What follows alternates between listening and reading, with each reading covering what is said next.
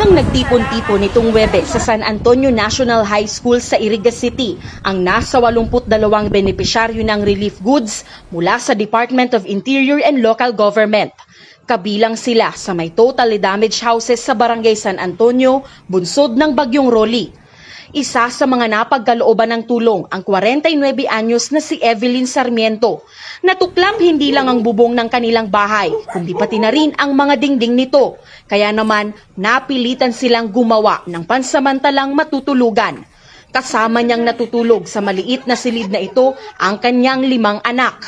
Nakatanggap na rin siya ng 3 yero mula sa pribadong grupo. Dako lang tabang na di mamukanamot ag kuno kami pansak na.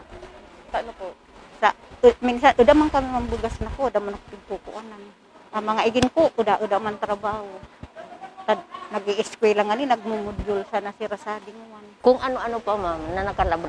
Maliban sa 5 kilong bigas, mga dilata, kape, noodles, biskwit, face mask, malong at maiinom na tubig, may kasama ring tig sa 10 metrong trapal ang kada benepisyaryo.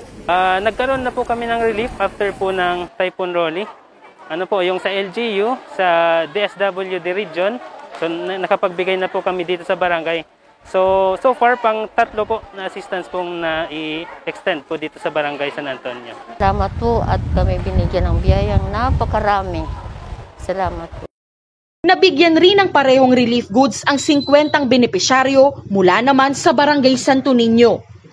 Sa bawat pagbibigay ng ayuda, sinisiguro rin ang mga kawani ng CSWD na nasusunod ang physical distancing, lalo pat nariyan pa rin ang banta ng pandemya.